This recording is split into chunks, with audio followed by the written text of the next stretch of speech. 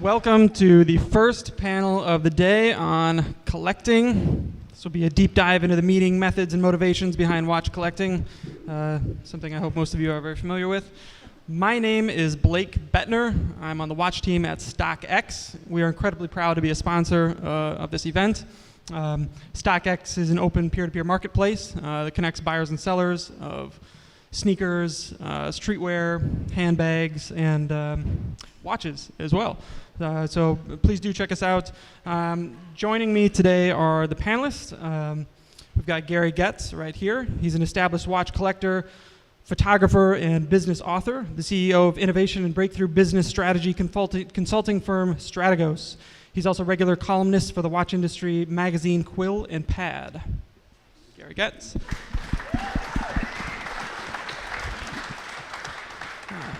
And then we have CEO of RedBar, Kathleen McGivney, our fearless leader, who we all know and love. And then we have David Sharp, the chapter head of RedBar London. David is passionate about cycling and aviation, and he truly believes watches help cross social divides. It's very noble of you. And on the end, we have Vasu Kulkarni. When he's not playing or watching basketball, Vasu handles sports analytics as the CEO of Crossover and is a partner at Courtside Ventures, a group of sports and media entrepreneurs and investors who are transforming the intersection of sports, technology, and media. With a passion for horology and watch collecting, he's an active member of RedBar New York.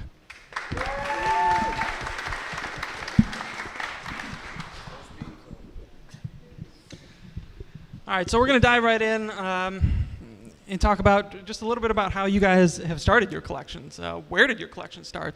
What did you start with? And most importantly, do you still own it? I'll take that first. So when I really started seriously collecting, it was actually after I joined RedBar.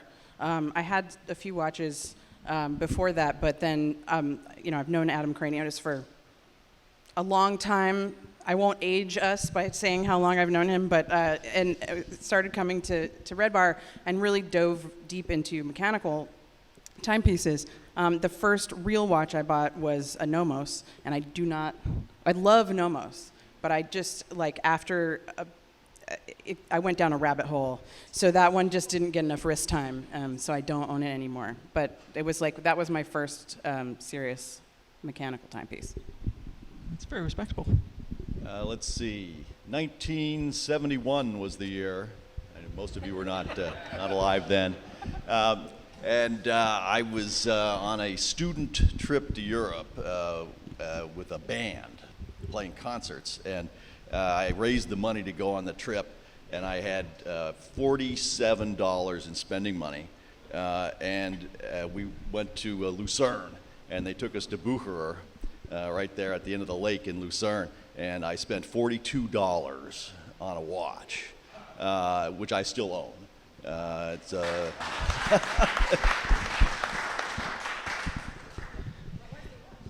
It's a blue-dialed chronometer, three-hand watch. So I think my first watch was in the 80s when I spent most of my summers as a kid in Switzerland with family, and it was a Swatch watch, and that's a hole that I went into, and I'm still in it. And the problem is that I never get rid of anything, so all of the dirt I take out, the deeper the hole gets, I keep the dirt as well. So, yep, pretty much every watch I've ever bought, I still have. In fact, every watch I've ever bought, I still have.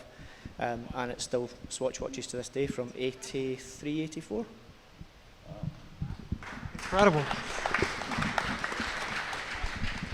First of all, I'm honored to be the token Indian guy on this panel. Thank you.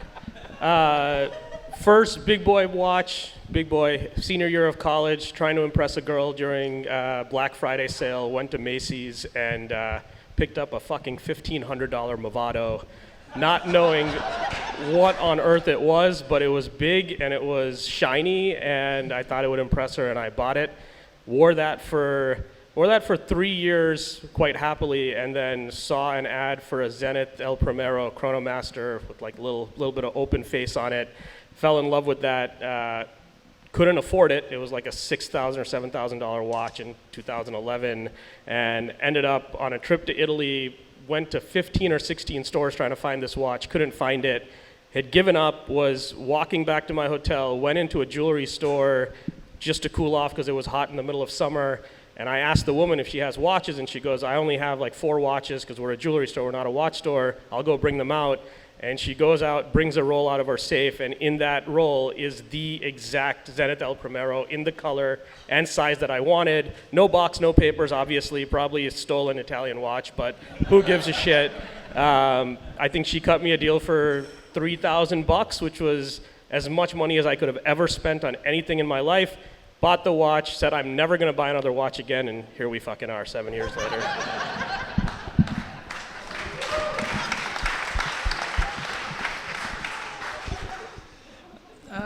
Gary, I wanted to ask you if you could go back 10 years ago and give yourself one piece of advice about collecting, what would it be?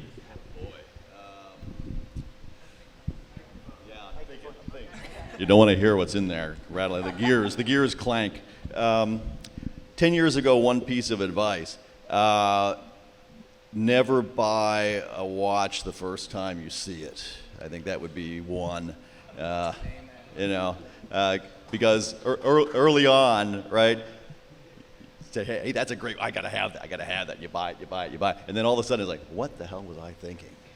You have this whole collection of stuff, and one day you wake up and you go, boy, somehow my tastes have changed. So yeah, I think that would be my piece of advice to younger me. David, what about you down there? Mr. I keep all of my watches. Don't think is probably the best advice.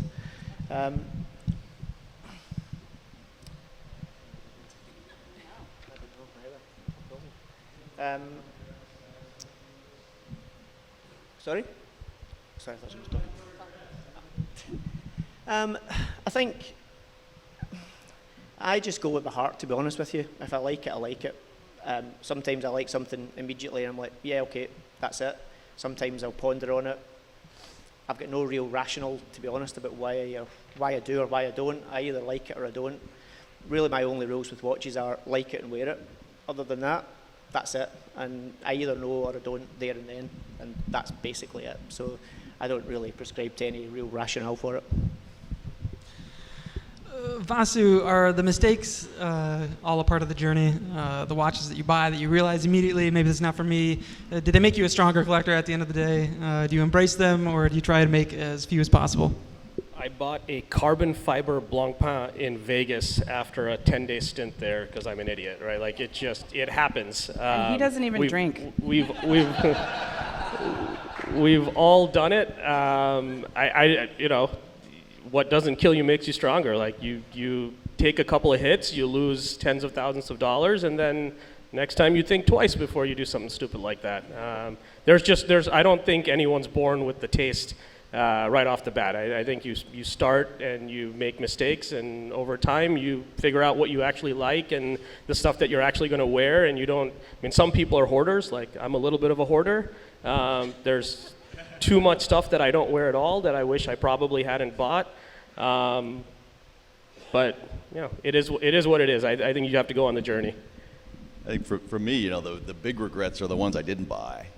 If I really think back, it's not that, geez, I bought this and I was stupid. It was, your taste changed. But there are a couple of pieces, man, that I put an absentee bid on the number 1 Dufour Grand Sonnery pocket watch, and because I was going to be on the plane, and I was one bid low, and to this day I just think of having that little dome on my desk and chiming away every 15 minutes. It just tortures me. So I guess that's the other thing, right? It's like the mistakes are sometimes sins of omission.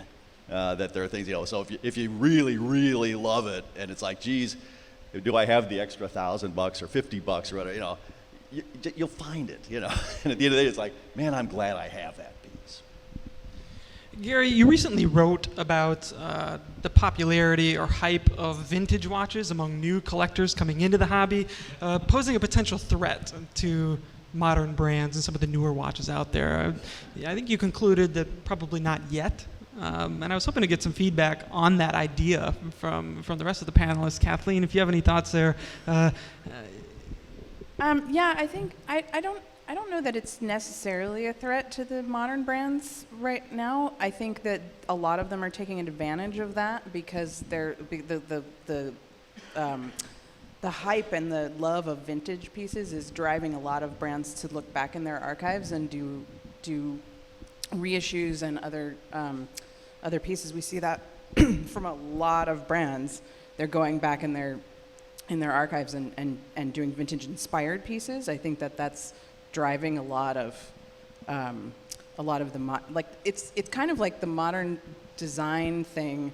There's either brands that are embracing completely new things, or there's brands that are like really relying heavily on their archives. And I feel like that's a little bit of a cop-out. Like I love that people are paying homage to their archives, but I also want to see them move forward. So it's like the movie industry. They're like, let's remake everything. It's kind of what's happening with watches, and I think it's helping some brands because some brands have very rich archives, and then some brands it's kind of helping them be a little lazy with design. So, David, what do you think about that? Do you think brands are relying too heavily on the kind of surge in vintage and saying, oh, we have an easy spot to take inspiration from, or do you think they should be pushing towards the next trend and trying to create that next trend? Yeah, I think certainly there are some brands that very heavily rely on their past and they're putting pieces out, and some have got, in my opinion, quite nice reinterpretations of what they've done, and they've maybe changed it a little bit, introduced more modern materials, maybe more modern kind of ways of doing things, and making that piece a memory of the past, but actually modern in that way. But I think you're right. I think there's a lot of brands that could maybe push things forward a little bit more. A lot of them are introducing new materials and new manufacturing techniques, but not necessarily actually evolving the design or the actual kind of basis of what you're looking at. There's a few brands certainly do that, but I think we know what they are because we're in that rabbit hole of specialism in watches. But I think to the general public, a watch is a watch for a lot of them, and they're not necessarily seeing it evolve. Do you think have they encapsulated your point of view in that article? Do you think, or? Yeah, I think one of the things that I wrote was that for me, if you say you're a collector of a living art, from my point of view, you need to be a patron of the living practitioners of that art, and so. I go to events and I meet a lot of young collectors and they're buying all vintage, and I think it's in the comments on the article said, well, the brands are also culpable for that, right? If they were making stuff that was really cool at an affordable price point, I wouldn't have to buy a 30-year-old watch of a different type. But I really do think there's something there, right, where the industry's lost the imagination of a lot of people who are just starting their collecting journeys, and collectors swapping money with each other to buy a watch that was made 40 years ago. I mean, it's nice, and the auction houses make money and all the rest of that good stuff. But there are real people out there trying to make a living and trying to advance watchmaking. I think it's really important to support them as well. Vasu, I wanted to ask you kind of what you think from your perspective is the kind of next trend to take hold. What do you hope it is, and maybe what do you hope it isn't? Hope it's whatever I own so that the value goes up. I think right now it's sport watches, right? I always say Lange won't make a sport watch, and I wish they did because I think it would help them quite a bit. But they're doing fine. But I would love to see them try to come up with something a little less dressy. Lange's the reason I really got into watch collecting in the first place. Like 2012, 2013, I was in a hotel in Istanbul, and they had a watch store, and they had a Lange 1 in the window, and I had no idea what Lange was at the time. I just knew that it was the most beautiful watch I'd ever seen. I sort of went home and Googled it and fell into forums and Hodinkee and RedBar, and the rest is history. And that was really what got me into it. But today, like this is me dressed up. I really dressed up for you guys today.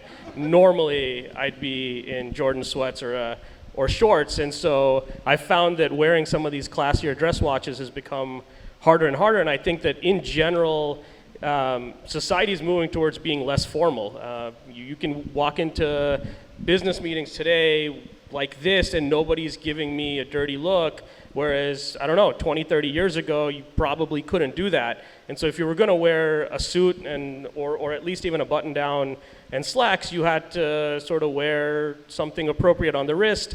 And today I feel like that's just not the case. You can sort of do business wearing anything, and that means that watches in general are becoming a little bit more casual.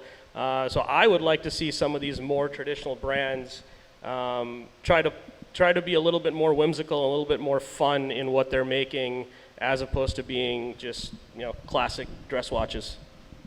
Yeah.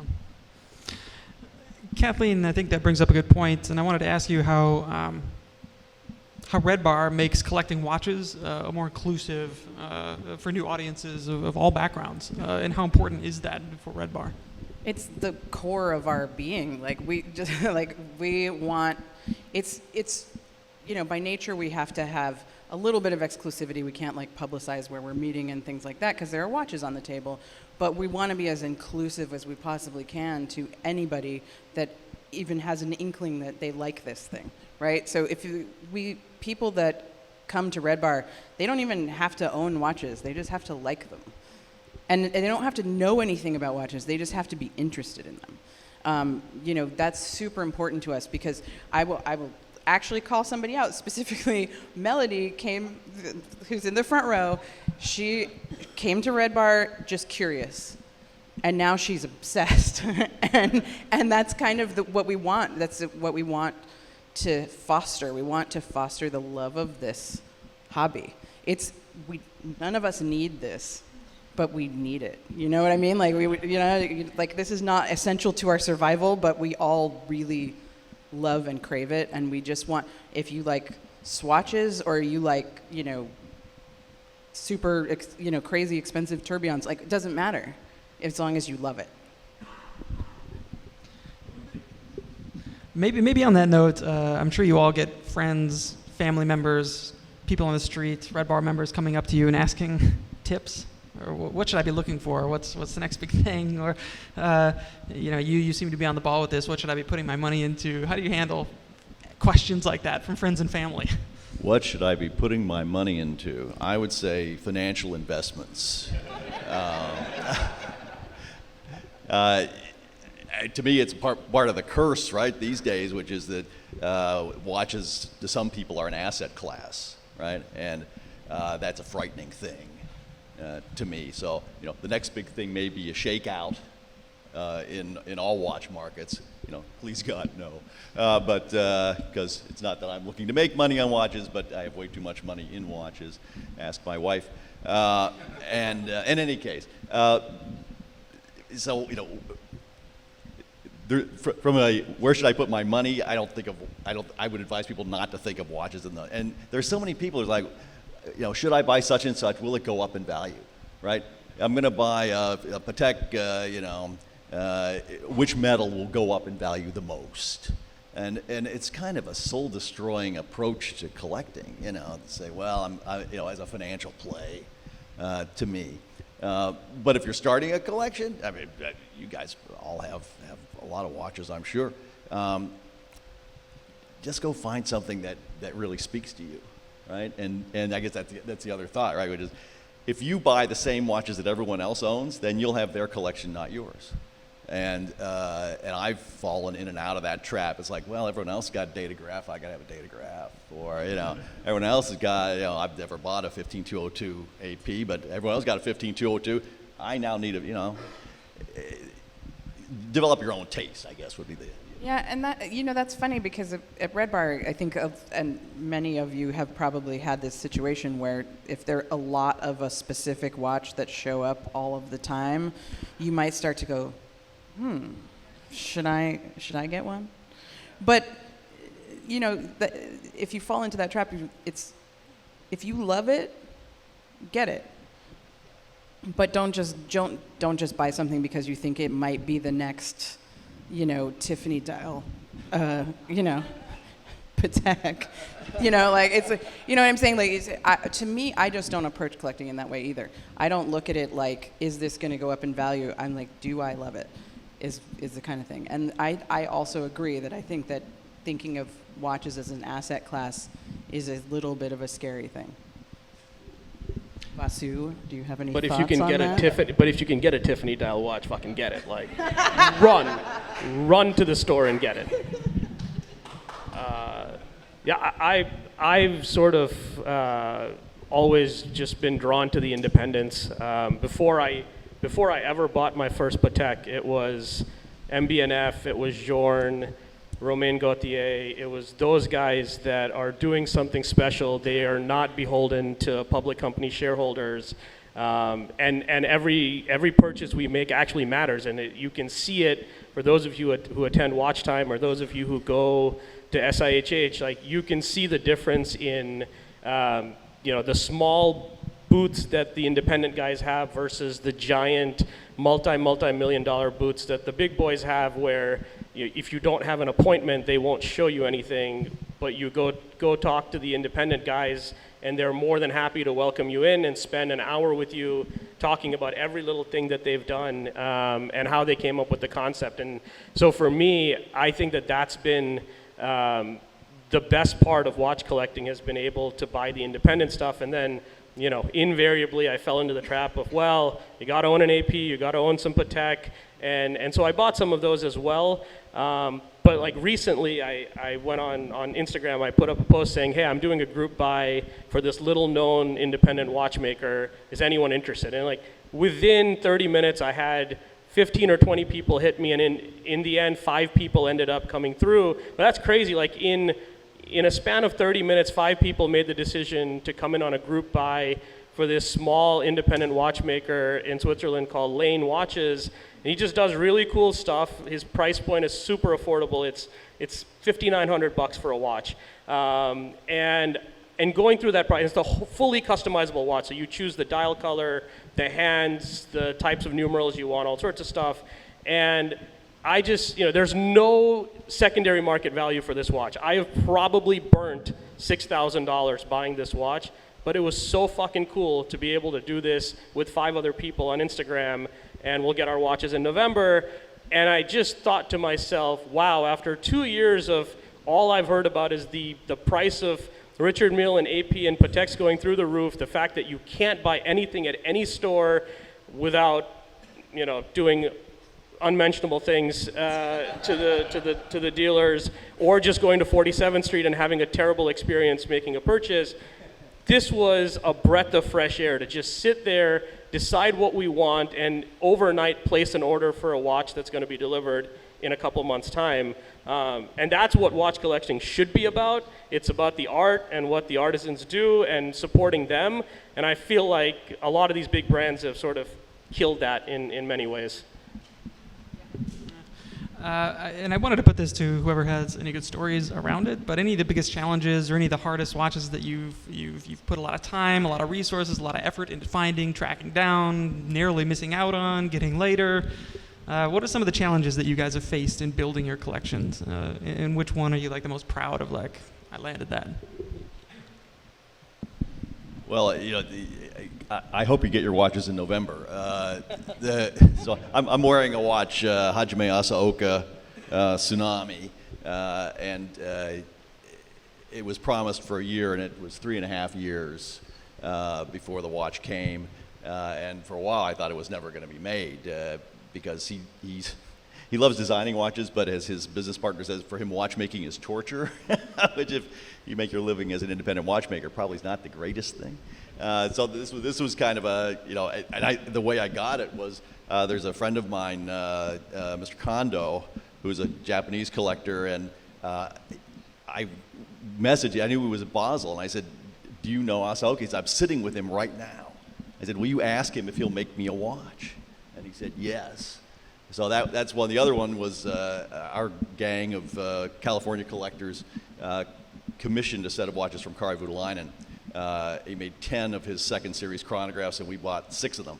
and that was another one of these things where it was going to be a year, and then it was another year, and then it was another year, and then there were some glitches with the watches, and I'll tell the delivery story really fast. 3 years in, we're at dinner Saturday night before SHH. He's got the 6 watches, and he's handing, and I'm last. And he gives me the packet. I take it. He pulls it. I take it. He pulls it. I take it. He says, "I have to tell you something about your watch." I said, "What?" He said, "Well, there's a little issue with the amplitude on the balance." I said, "What is it?" He said, "The amplitude is 0." So when he cased up the watch, it squeezed the movement, and the watch didn't run. So he had to take it back.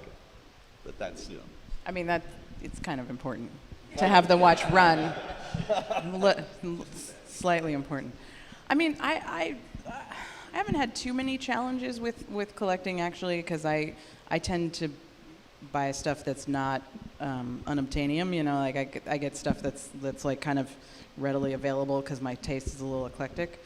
So I haven't really had too many challenges, although I will say the second good mechanical watch that I purchased secondhand from an authorized dealer, a Blancpain complete calendar, and they had put an aftermarket strap on it with the wrong spring bars.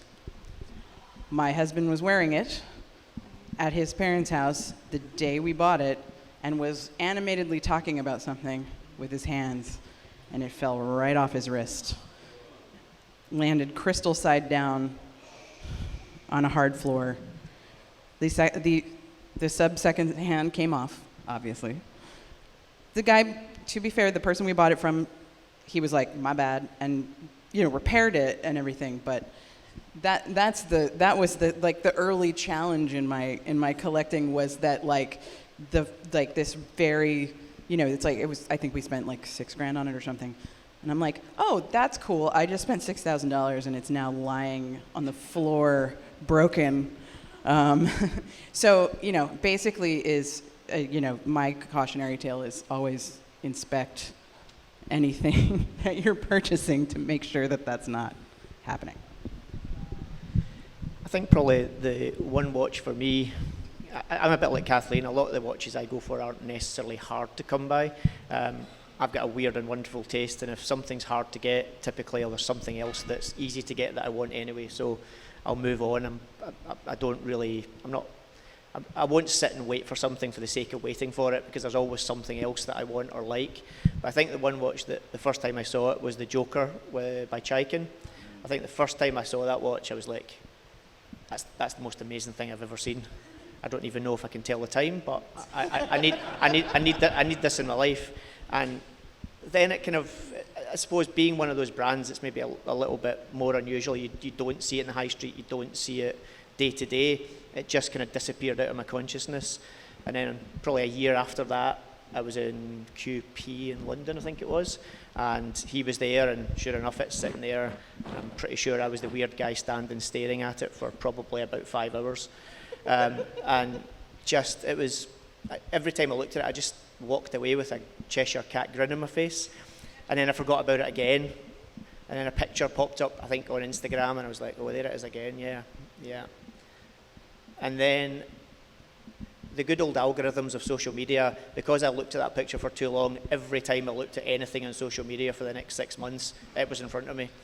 And then I thought, okay, yeah, I need to get one now. Sent him an email, didn't get a reply. Sent him another email, didn't get a reply. Then I got a reply saying, "Sold out." That's all it said, "Sold out." Okay, fair enough. Forgot about it again. And then by chance, I think 6 months ago, a picture of one came up in the UK, new, and the guy had it. And I was like, okay, so I dropped this guy a message. 2 days later, I had it. So it probably took, I don't know, 4 years. And it's not that I was actively chasing it, it just sat around here, and occasionally sat here. I've only got 2 neurons, so it swapped occasionally. And then, yeah, but it's still, I think of all the pieces I've got, it's the one that every time I look at it, I just think, this was a good decision. It was a bad decision on every level. It was expensive. if I need to get it repaired, I need to send it to Russia, which means A, it'll not get there, and B, it'll not come back. And, you know, it'll probably have me in every watch list under the sun. But, you know, I genuinely love it. It's just, and it's a piece I think that amuses me the most, because it's, no matter whether folk are into Swatch watches or anything, I kind of wear it, and everyone without fail that sees it, they won't necessarily want it, but they want to play with it.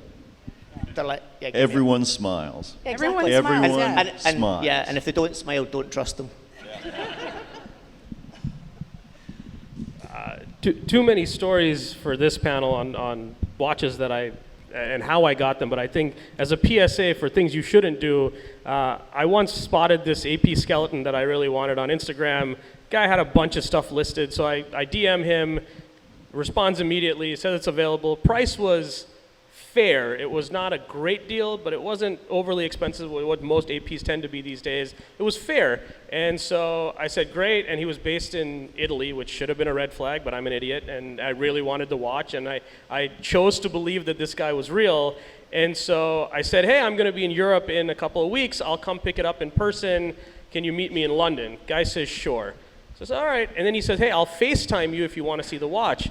So he actually gets on FaceTime with me. He has the watch, shows me the box, papers, watches, and then while he's showing me that, he also has like 10 other Richard Milles and APs and Pateks. I'm like, wow, this guy must be a legitimate dealer. So a week before I'm about to go to Europe, he starts DMing me saying, hey, I really need you to wire me the money right now because my boss has another buyer for this watch. I'm going, well, I said I'm going to be there in a week. Like, let me just come there. He's like, no, you got to put down a deposit. So something was feeling off. Really wanted the watch. Literally put all the details into the wire, into my wire information. And then as I'm about to hit send, I'm like, let me just check to see if anybody's heard of this guy.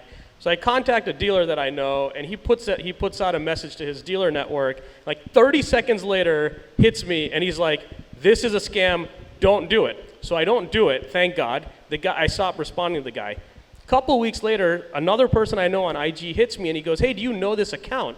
I go, yeah. I say, why? He goes, well, I think I've been scammed. I said, what did you do? He says, well, I wired him $135,000 for a Richard Mille, and the box just showed up, and he sent me a picture of the box, and the guy had shipped him 2 cans of Coke from Italy. That's it. He got 2 cans of Coke. I was like, fucking call Interpol, man. I don't think anything ever happened. But there's like an entire ring of people that are scamming people on the internet. So stay safe, people. Don't wire anyone $130,000. Like what? I think that's a good point, Kathleen. Cautionary tale. Yeah. I think talking about your Konstantin Chaikin brought up a good point, and I wanted to ask you how everyday practicality factors into what you buy. Like, it's a watch that, these are tools after all to tell time, wear every day, that they fit into your life in a practical manner. Does that factor in at all to the watches that you buy and put into your collection? Totally. Do they have to be able to wear them every day? Yeah, so yes, and so there's some that I don't wear often, right? I have some vintage pieces that are like kind of fragile, and I wear them on special occasions, but for a daily wear watch, it absolutely has to be practical. I wear my watches. I use my luxury goods. I want them to function, so that's absolutely a must for me. Again, vintage pieces for me are an exception because I always get really weird, rare stuff and just take it out because I like to look at it. But for example, this is actually why I started collecting G-Shocks, because I don't have to worry about them. I can they're the perfect travel watch. They won't get magnetized in a walk-through metal detector. I can knock them around. I can can lift luggage, whatever. They're the perfect travel watch for me. They're super practical, and so that's kind of why I went, and then I went down a rabbit hole, and now I have 13 of them. But practicality is absolutely a factor for me. Yeah, I'm with you. I wear them all, and like you, there are some I don't wear very much. There's a piece I have that has an enamel dial, an older piece, and a friend of mine I'm surprised to see you wearing that watch, because if you crack the dial, the watch is worthless. It's like, oh shit, really? So now that's the one that I wear like when I'm sitting on the sofa watching TV. It's my TV watching watch. But I own some pieces that are completely impractical. And it strikes me. I keep throwing out these. It's like boy, I'm an arrogant guy. I own all these watches. Anyway, I won't tell you what they are, but it's pretty big watches, and they're not really. I mean, you wouldn't go down to the store. I have a series of photos I post from time to time. Friday night pizza run, and I'll slap on something completely outrageous and just take a picture in the car on the way down to the pizza joint. Is a kind of a running gag. But I own pieces that are not daily wearers, but I do wear them. Everything. If you're not going to wear it, don't buy it. I mean, the people who triple sealed with its original Geneva Air, it's like, really? To me, it's disrespectful to the watchmaker. Totally. It's made to be a functional piece. Actually, that's funny. So I met this guy. It's my friend's dad, and this is a quick story. We go to Switzerland. We're about to go to Basel World. We flew into Zurich, and my friend's like, "My dad lives in Zurich. I'll pick you guys up from the airport, and we'll go to my parents' house for breakfast." And we're explaining to the parents what RedBar is. They're completely bewildered by this whole thing, and he goes, "I'm not a watch collector, but I have some watches." He leaves the room. Comes back 30 minutes later with a tray. Like this. With how many Patek? There were at least 10 Patek Philippe's. There was like a Tiffany dial pocket watch. There's all this stuff. And he's showing us all these watches. And he's telling us the stories and whatever. And I'm like, "Michael, how are you not a collector?" And he goes, No. He goes, "I have my friend down the road. All his Patek Philippe's are triple sealed in the package. He buys them, he puts them in the safe, and he never wears them." Yeah, he never wears them. He's an idiot. To him, a collector is someone who just collects them and doesn't use them. He's like, "I'm not a collector because I use these things." So that's my favorite kind of idea about that. It's like the approach to collecting is like, if you're just buying stuff to like stick it in a safe and like wait for it to increase in value, or wait till you like die and then your family has to sell it, like that's not what this is. No. I think I absolutely agree. I think it's not just watches, anything, if something's made for a purpose and you buy it, that's what you use it for. Why would you buy a nice car and not drive it? Why would you buy a nice house and not live in it? So I don't see why watches are any different at the end of the day. It's something, and I think the beauty of watches these days and the kind of luxury we have with them is that the last thing we need is a watch to tell the time. Everyone's got phones in their pocket. They've got, any other means of telling the time easily. So you can now get away with some designs. The Chaikin it's not a glance and tell the time special. It's a look at it, ponder for a while, work out you've not actually set it right. Try work out which one's in minutes, but it's a thing. I can tell the time in it, but it's not exactly practical as a day-to-day watch. But I still wear it. And if someone asks me the time 9 times out of 10, I'll pull my phone out of my pocket and go, "Oh yeah, I've got a watch on." But I think that's the luxury for me of them, is they are a luxury. They're absolutely not needed, but they're good fun, and at least use it for what it was intended. I wish it was socially acceptable to wear 2 watches. That would help, but I mean, at this event you can, but in everyday life, I don't want to be that guy. David, do you have a rotation regimen to get all those Speedmasters some wrist time? I'm a man that likes a spreadsheet, but when it comes to wearing watches, it's just random. I will literally just open a box and take out anything and wear it. I think with watches, my rules are like it and wear it. And I've got a very eclectic mix of watches. I don't prescribe to any particular brand. Sure, I've got more from some brands than others, generally because they do something that appeals to my sensibility, but it's not because it's that brand. But I could pull out a Speedmaster, I could pull out a G-Shock, I could pull out a Swatch watch, I could pull out a Joker, I could pull out a Zenith. Everything, all of them mean something to me, and if I look at it, I go, "Oh yeah, I got that because whatever," and I'll put it on my wrist. Simple as that. All right, I've got one final question, and I wanted to do something that usually happens at the beginning of these things, and that's a wrist check. But we want to do this a little differently. It's a wrist check of a past, present, and future. So I was hoping you could comment on what you were wearing last year, that you were really feeling, what you're wearing right now, and what you hope to be wearing a year from now. Okay, a year ago, you're saying, asking, what do you wear? For me, there is a recency effect, right? Honeymoon, where the latest watch, that gets like a month's worth of wear. So a year ago, I was fortunate to get an unusual watch, a Patek 3940 Platinum Blue Dial, New Old Stock Special from the salon in Geneva, and I just wore the beans out of that. And it's a beautiful, beautiful watch. So that's a year ago. And now I've got the Asaoka on, watch number 5 in the series, and it's just so beautiful. Look at that dial, it's just fantastic. It's Japanese lacquer on the outside and ceramic in the middle, and his dial work has gotten so good. And then a year from now, I'm getting a Reshep chronometer, the rose with the black, and so I'm really excited about that piece. What was I wearing a year ago? I'd have to think. Actually, probably about a year ago is when the G-Shock obsession started. And so I was like snapping them up like some kind of crazy person. I've calmed down a little bit. Got this one, but yeah. But like I said, they're so practical that and they're inexpensive relatively, so like you can just pick them up. Today I'm wearing the Slim de Hermes, which will be of no surprise to anyone that I'm wearing an Hermes watch. Wearing the Slim de Hermes Titanium, which the case finishing on it is like bananas. It's a beautiful watch. A year from now, I probably, in the future, I would love to buy a Kari Voutilainen piece.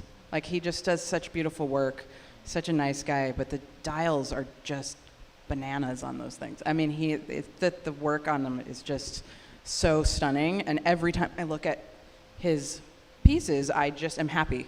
And that's kind of what I want. I want to look at my wrist and smile. So, yeah.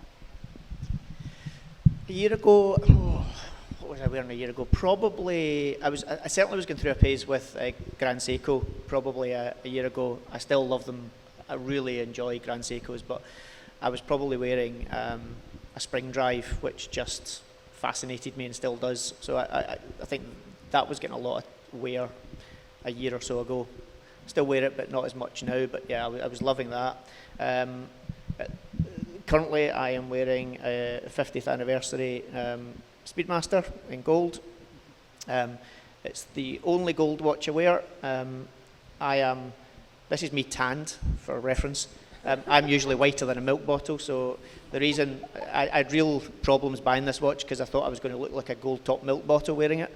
But I love this piece. It's so wrong, it's right. But yeah, I love it. A year from now, who knows? If I'm lucky, I might still be alive in a year. But honestly, I couldn't tell you a year from now. I think the only thing that's in my direct radar is the world timer in stainless steel from Omega, which is due soonish, I think. That one, I do like that. It's a piece that every time I look at it, it's a great looking piece. Year ago, after 1 year breaking it 3 times and $11,000, Richard Mille returned my RM004, so I wore the shit out of that. Today, MB&F Legacy Machine 1 in white gold. A year from now, I'm hoping Vacheron comes out with the Corey Richards limited edition overseas, oh God, yes. Which is the only Vacheron I will ever buy. So if they're listening, please fucking make this watch. All right, I think those are all more than acceptable answers. With the time that we have left, we're going to open this up to questions. So, yes, you. What's that? It wasn't a compressor. It was just oh, the girl. So there were The important questions here. I actually took two girls with me to that Black Friday event. One of whom I dated for 2 years, so it worked, and then the other of whom I'm dating now. So it kind of worked. All right, yes, sir, in the hat here. We touched upon two parts of vintage versus the new models and bubbles. So my gateway drug most recently, about 15 years ago, was Panerais. They went up, they went down. And then before the Newman Rolex auction, a Daytona would go for 150 to 200, and that this thing 16 million plus.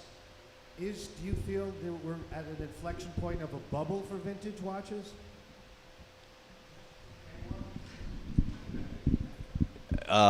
Yes. Yeah. Well, who knows? I guess is the answer, which is one reason I don't view watches as investments. When you look at vintage cars, my great regret in life was not buying a Ferrari 275 GTB 2-cam. I wanted a 4-cam. The guy was selling for $225,000, and it's worth, I don't know what, 20 times that today. So that was stupid. And you say, well, trees can't grow to the sky, but sometimes they do.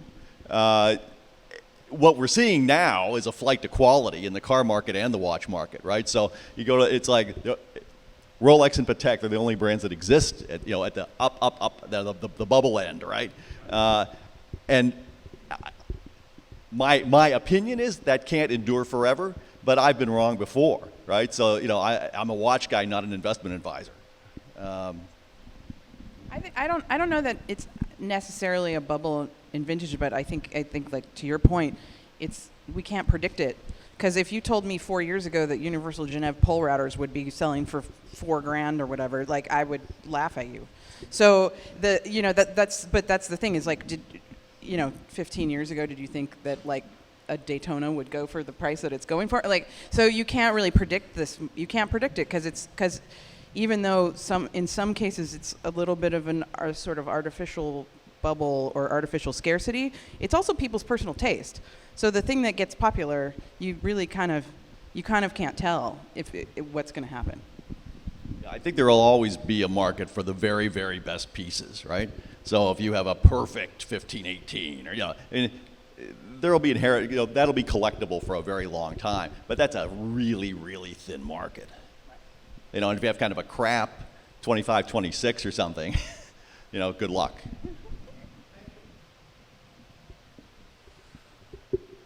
Hi there. Daniel from RedBar Germany and Fratello Watches. Question to all of you. What's your guys' favorite watch release, one single piece of 2019? Lord, watch us all sweat because we can't pick one favorite. Oh, I know. I'm going with the Buettner Stradivarius, where you can customize the celestial sky for what it looked like on any particular day. I think that's a super cool watch, not that crazy priced, and looks awesome. I don't have one favorite. I can't really pick that, but yeah, I don't know. I love them all. So I'm not supposed to say because I'm on the jury of the Grand Prix, so so don't quote me. And we're not filming. Anyway, yeah, it's okay. I'll tick some off. I can't pick. So the Voutilainen TI Inverse, I think is a fantastic watch. The Hermes, the moon phase one. Oh, I was going to say that. How could you not pick that, Kathleen? I know. This was your chance. That was a softball for you. Actually, I agree with you on that one. That one's amazing. I saw that, and it's like I don't know the brand, but it's like that's a killer watch. It's a completely new interpretation of a moon phase. Completely, nobody else is doing that. And then the Vacheron with the twin escapements, the fast and slow beat one. That's in the same category at the Grand Prix with the Urwerk that has the atomic clock in the briefcase. I don't know who's going to win that. I mean, what do you do about that? It's like it's not like it talks to the atomic clock. You you go through the carry-on X-ray, right? You got an atomic clock in your briefcase. That's pretty cool. You can only do that if you're white in this country. I can't go through security with that. Do you have a favorite, David? I'm like you. It's so hard to define. There's various things come out this year, at various ends of the market. I suppose a lot of people will instinctively go to the very top and the kind of real high-end pieces. But there's a lot of species I love. Everyone, Adrian, who's in the room, will curse me when I say this, but the Swatch Fly Magic, I just think that's awesome. It's such a great piece. It's just wrong, but I love it to the point where I bought all three of them. But it's that I loved.